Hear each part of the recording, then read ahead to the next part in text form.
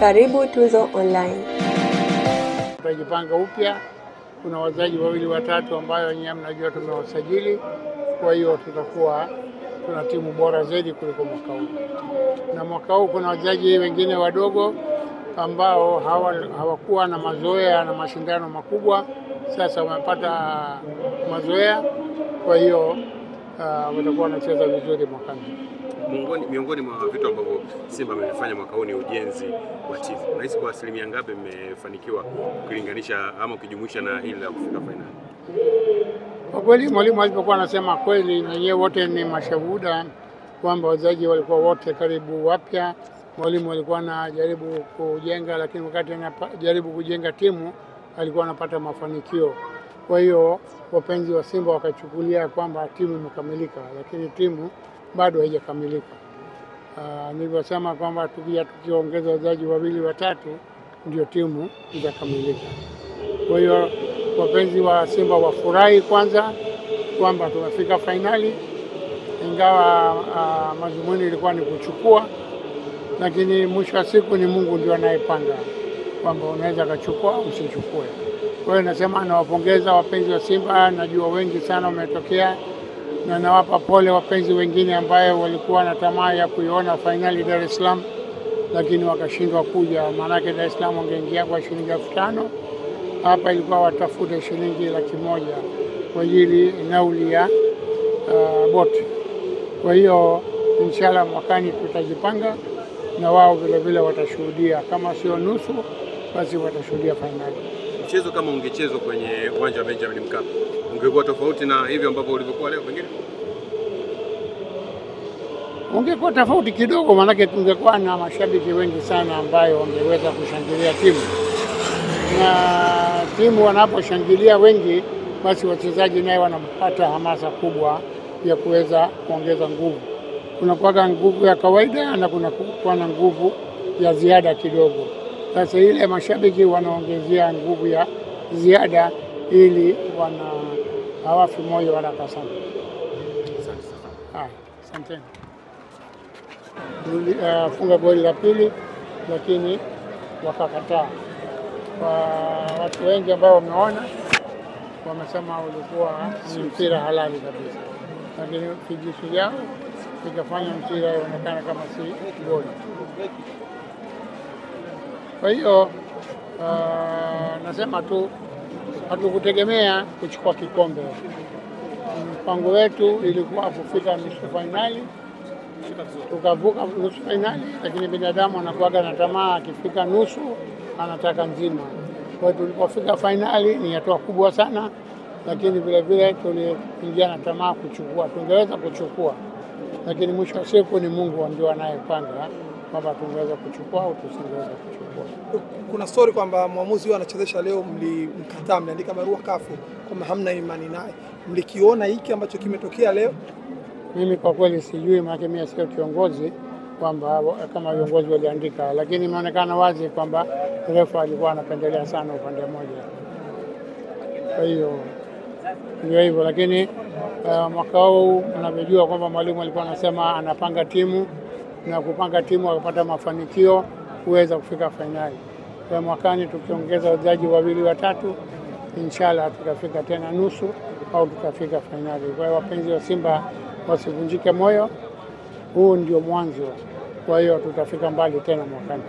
Kwa hiki mlichokiona, mnaiona Simba bora inayokuja na siku za usoni, kwa maana ya kocha David pale kwa namna alivyotengeneza kikosi chenu?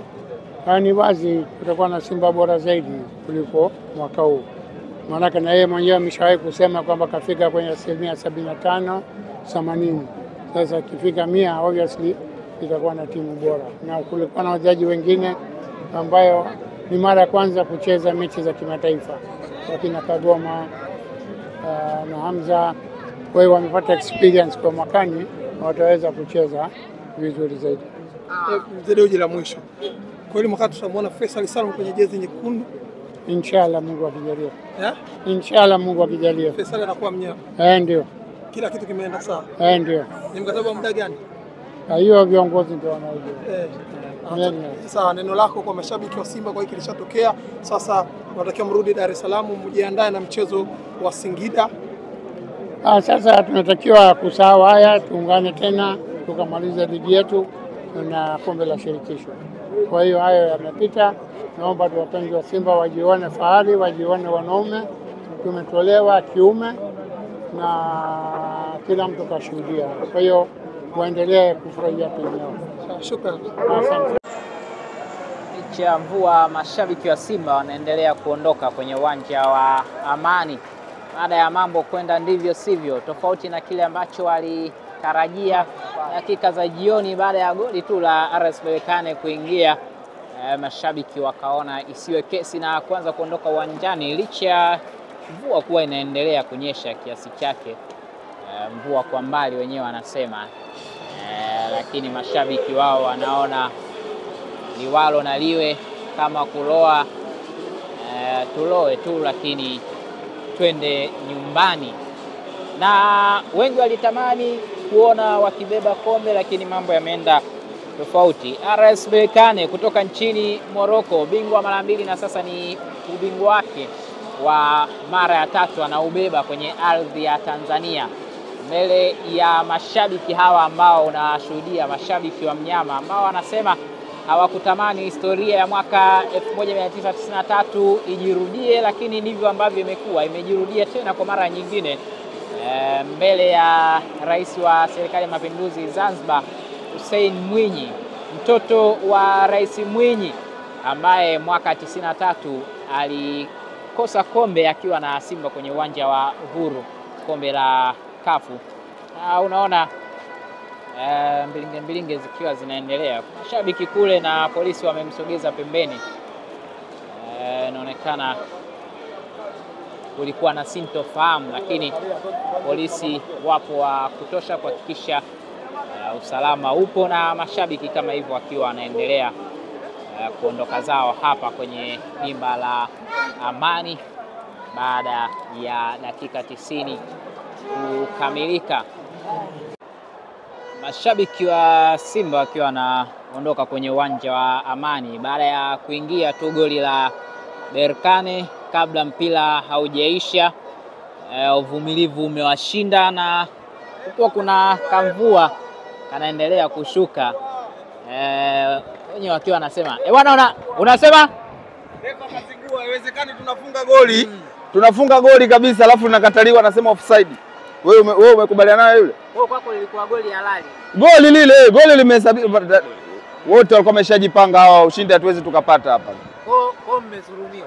Tumezulumiwa, sasa tuseme nini kama hatujazulumiwa? Mnyama amekuja, tumejipanga vizuri, tunajua tunashinda na tumeshinda kweli, lakini tumenyang'anywa. Hatuna namna bana, mimi nakuacha. Ulitegemea hiki ambacho kimetokea? Hamna aliyetegemea. Wewe ulitegemea? Hamna aliyetegemea hata mmoja. Tumeshafungwa, basi biashara imeisha. Hatuna namna. Lakini wanalalala uwanjani, wanataka wanavyotaka, hatuna namna. Shukrani.